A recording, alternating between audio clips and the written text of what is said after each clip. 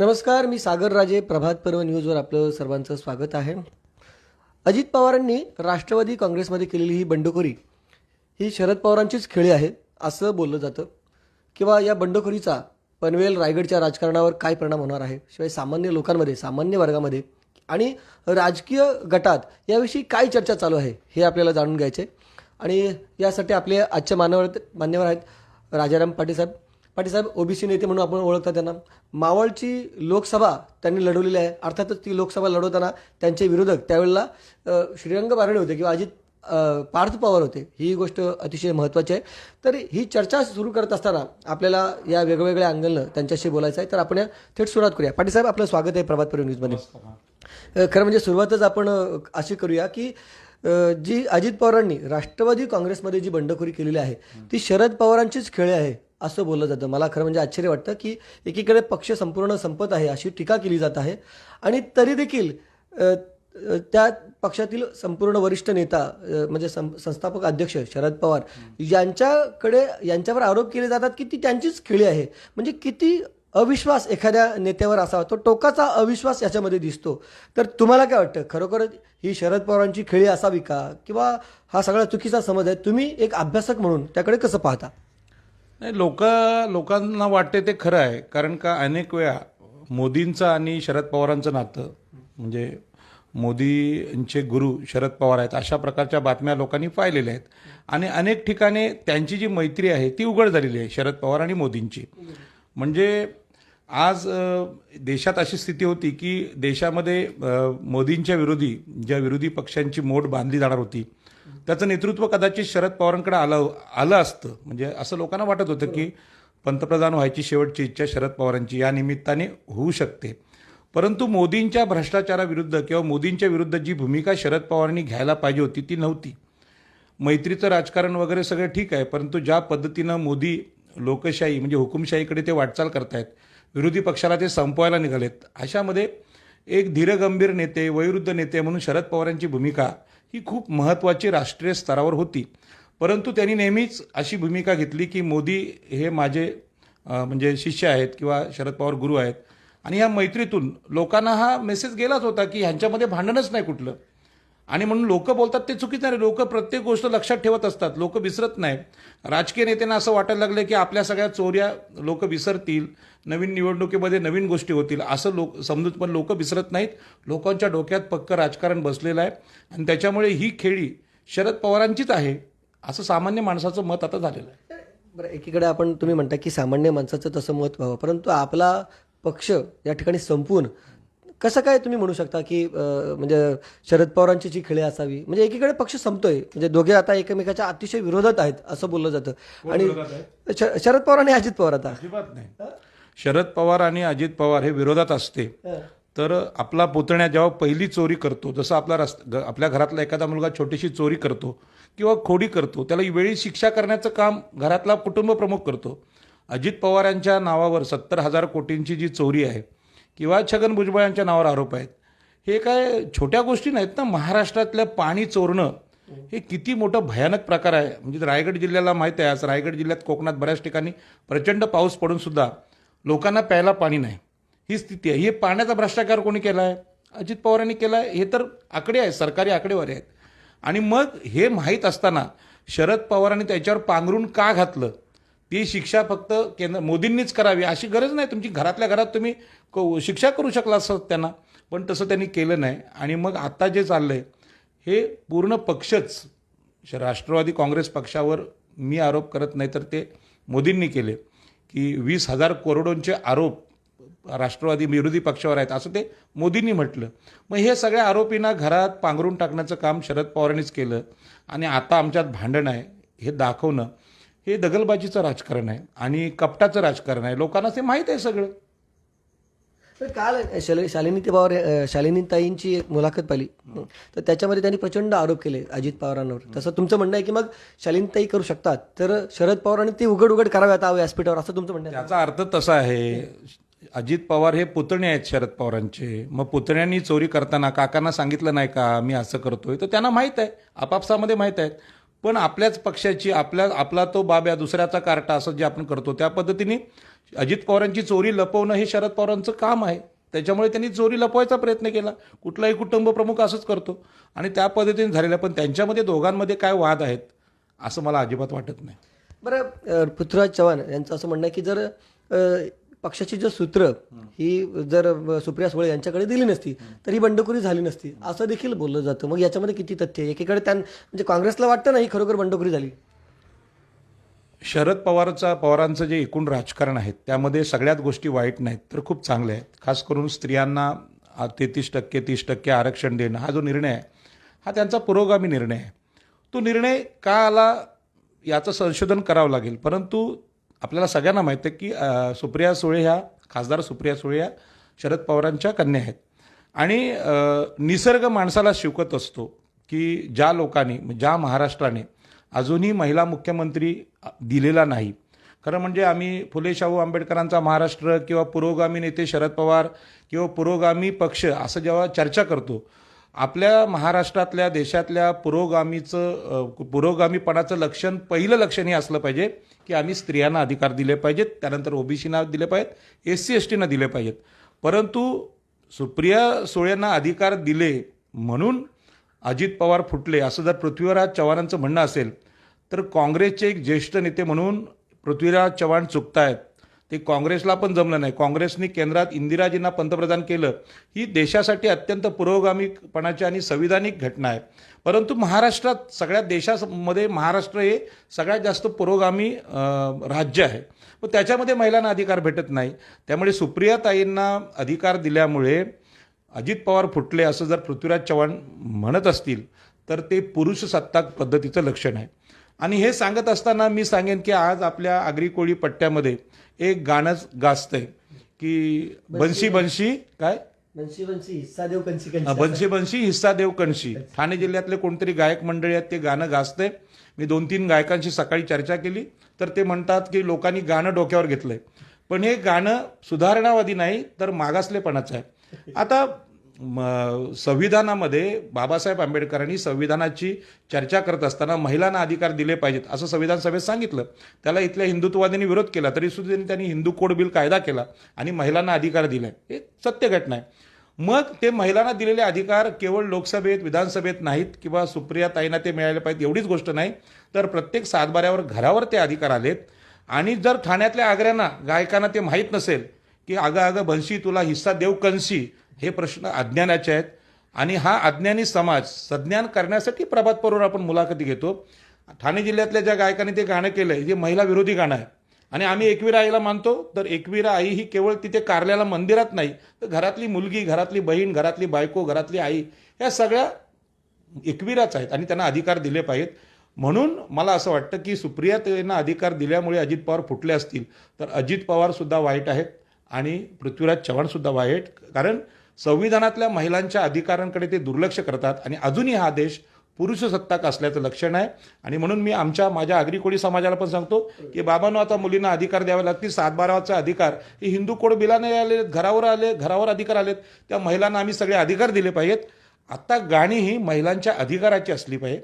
सुप्रियाताईंच्या निमित्तानं हा जर विषय समोर आला असेल त्यासाठी बंड होत असेल, एका स्त्रीला जर महाराष्ट्राचं मुख्यमंत्रीपद किंवा अधिकारपद पक्षाचं देऊ नये यासाठी कोणी बंड करत असेल तर त्या बंडाचा मी जाहीर निषेध करतो.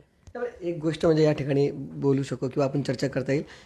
सुप्रियाताईंचं जे बंड आहे किंवा सुप्रिया सुळेंचं जे बंड आहे, सुप्रिया सुळेंना जो अधिकार दिलेला आहे असं जे आपण म्हणता तो पक्षाचा विषय ना. तिथे लोकशाहीमध्ये एखाद्या माणसाला अधिकार देणे कितपत योग्य आहे आणि म्हणजे ती लोकशाही पद्धतीने जर अधिकार दिला ते चालेल. म्हणजे अजित पवारांना डावलला असं जी चर्चा होते ती तुम्हाला चुकीची का वाटतं? लोकशाहीमध्ये लोकशाहीचं वैशिष्ट्य आहे की मनुवादाने किंवा जुन्या मनुवादी वेद उपनिषद यांची जी पद्धत होती त्या पद्धतीमध्ये स्त्रियांना अधिकार देण्याचे दाखले फार कमी आहेत. पहिल्यांदा बाबासाहेबांच्या संविधानानंतर हे अधिकार जो सुप्रियाताईंनी मिळत होते तर ते राष्ट्रवादी काँग्रेसने दिले असते तर राष्ट्रवादी काँग्रेसचं नाव खूप मोठं झालं असतं. आणि बाकीच्या पक्षांना पण आदर्श आहेत महाराष्ट्रात. तिकडे पंकजा मुंडे सुद्धा लढत आहेत पण त्यांना कोणी मुख्यमंत्री करायला तयार नाही. उलट पंकजाताईंच्या विरुद्ध षडयंत्र रचली जात आहेत. आणि त्या म्हणजे सगळ्याच महिला ज्या कोणी असतील अगदी आपली हे जे आहेत कोण मुख्यमंत्री उद्धवजी ठाकरे त्यांची मिसेस खूप ॲक्टिव्ह राजकारणी आहेत. तिला अधिकार शिवसेनेचा का नाही भेटत? किंवा आता त्या पक्षामध्ये नवीन आलेल्या ह्या आहेत काय त्यांचं नाव सुषमा अंधारे, ते सुद्धा चेहरा खूप चांगला आहे. तर महिलांना अधिकार दिले पाहिजेत असं पक्षाने जाहीर करावं. ते मध्ये काही प्रॉपर्टी नाही पक्ष म्हणतात तसं. उलट सार्वजनिक लोकशाहीमध्ये प्रत्येक पक्षाने हा आदर्श दिला पाहिजे की आम्ही इथल्या अधिकार नाकारलेल्या स्त्रियांना अधिकार देतो, ओबीसीना देतो, SC STना देतो आणि अल्पसंख्याकांना देतो. ही लोकशाहीची दिशा असली पाहिजे आपली. म्हणजे मुलगी म्हणून ठीक आहे, म्हणजे तुमचं म्हणणं आहे ते प्रॉपर्टी नाही असं तुमचं या ठिकाणी म्हणणं आहे. बरं, दुसरा प्रश्न आपल्याला असा जायचा की एकंदरीतच अजित पवारांच्या ह्या बंडखोरीमुळे अगदी खूप मोठ्या प्रमाणात परिणाम राजकारणावर झालेले आहेत, समाजकारणावर झालेले आहेत. रायगडच्या राजकारणावर त्याचे काय परिणाम होतील, पनवेलच्या राजकारणावर त्याचे काय परिणाम होऊ शकतील असं तुमचं या ठिकाणी अभ्यास आहे? रायगडचा पट्टा खरं म्हणजे ओबीसींचा आहे. म्हणजे रायगड, ठाणे, पालघर, मुंबई हे ओबीसींची गावं आहेत, गावठाण आहेत आणि ओबीसींच्या अधिकारांच्या बाबतीत फार मोठे परिणाम याच्यावर होतील. कारण ओबीसींनी सत्तेचा जो मार्ग आहे तो कधी समजून नाही घेतला. म्हणजे मागच्या काळामध्ये ओबीसींचे एक मोठे नेते, लोकनेते दिबा पाटील हे महाराष्ट्राचे विरोधी पक्ष नेते झाले.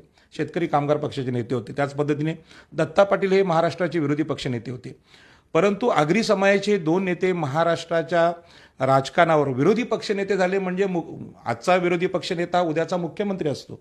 या पद्धतीने त्यांनी जी उंची गाठली होती ती उंची आताच्या कुठल्याही रायगड जिल्ह्यातल्या किंवा ठाणे जिल्ह्यातल्या आगरी कोळ्यातल्या राजकारणाला गाठता आली नाही.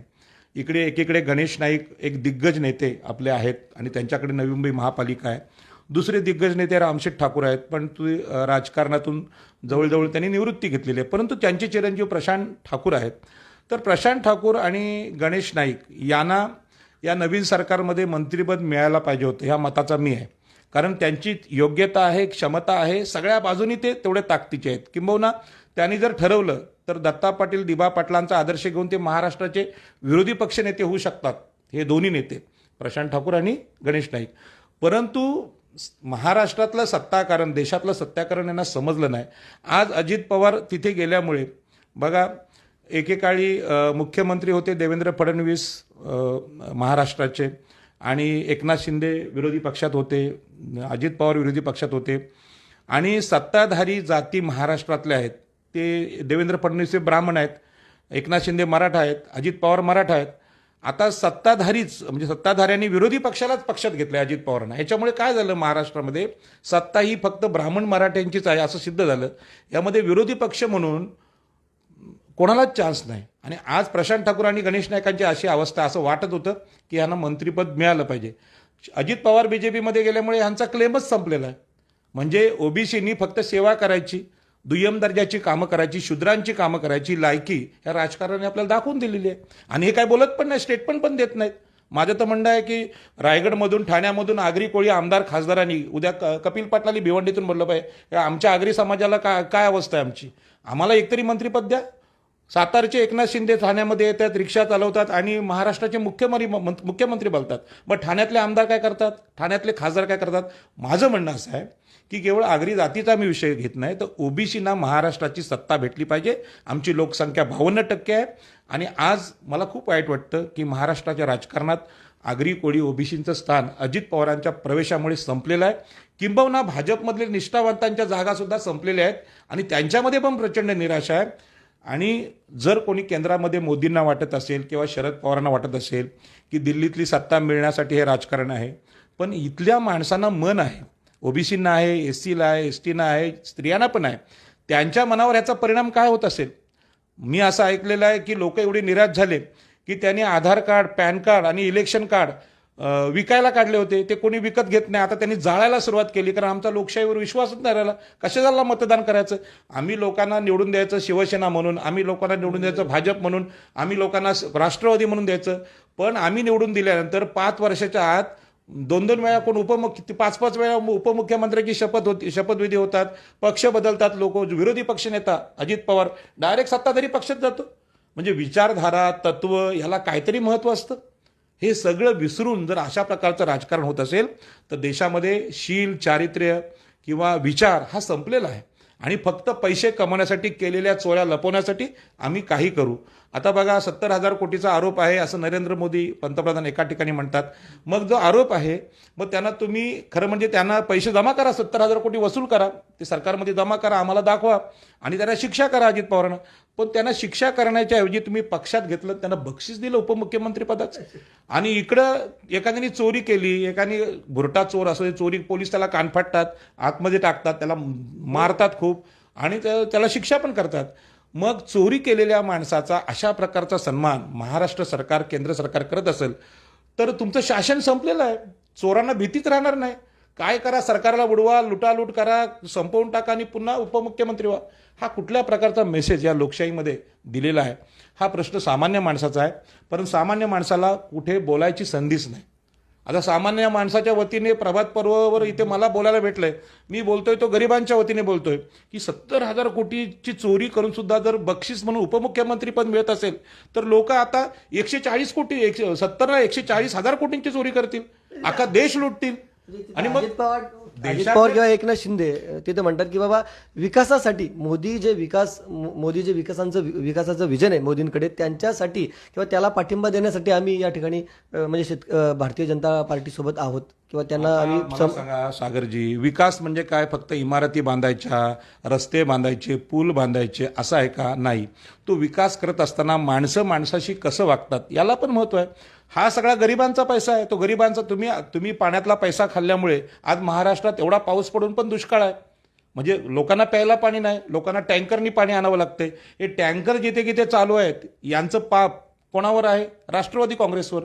मग त्यांना शिक्षा करण्याची हिंमत तुमच्यामध्ये नसेल तर बाबासाहेब आंबेडकरांनी इथे जे पाण्याचं आंदोलन रायगड जिल्ह्यात केलं, त्यांनी स्पष्ट केलं होतं की या देशातले ब्राह्मण आणि क्षत्रिय हे लोक मागासवर्गीयांना पाणी देत नाही.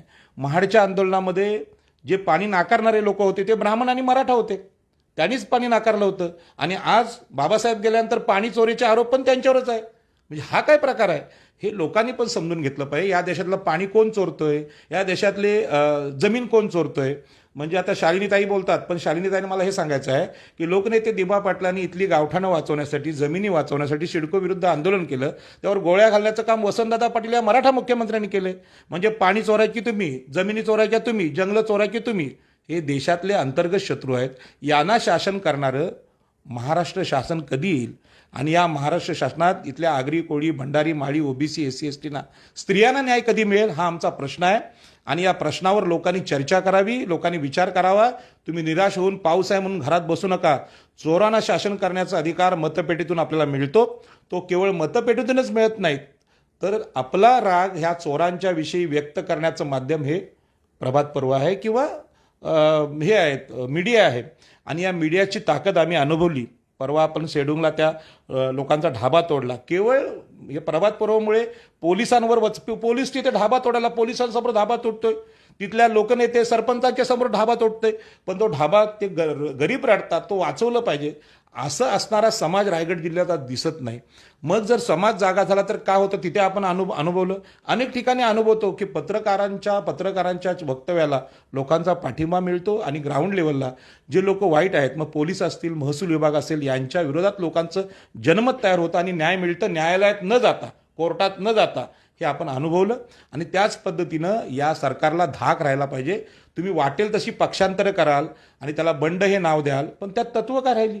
भाजपची शरद पवार आज बोलतात की मी पुरोगामी नेता आहे आणि सनातन्यांच्या विरोधात आहे, हिंदुत्ववाद्यांच्या विरोधात आहे. पण तुमचा पुतण्या गेला हा गुपचूप नाही गेलाय, ते इथे गुवाहाटीसारखं नाही झालेलं आहे.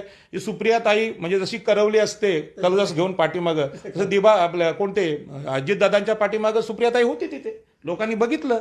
म्हणजे भावाच्या पक्षांतराला बहिणीचा पाठिंबा दिसलाय. सकाळी सोबत होत्या. म्हणजे अचानक नाही घडले. म्हणून लोकांना असं वाटायला लागले शरद पवारांनी अत्यंत नियोजनपूर्वक केले. शरद पवारांना जी थोडीशी भीती आहे समाज काय म्हणेल त्या भीतीपोटी यांनी केलेलं हे नाटक आहे. पण समाज इतका बावळट नाही, समाज एवढा मूर्ख नाही. एकाच घरातली बहीण भाऊ सगळं बाकीचं चालतं आणि हे करतात.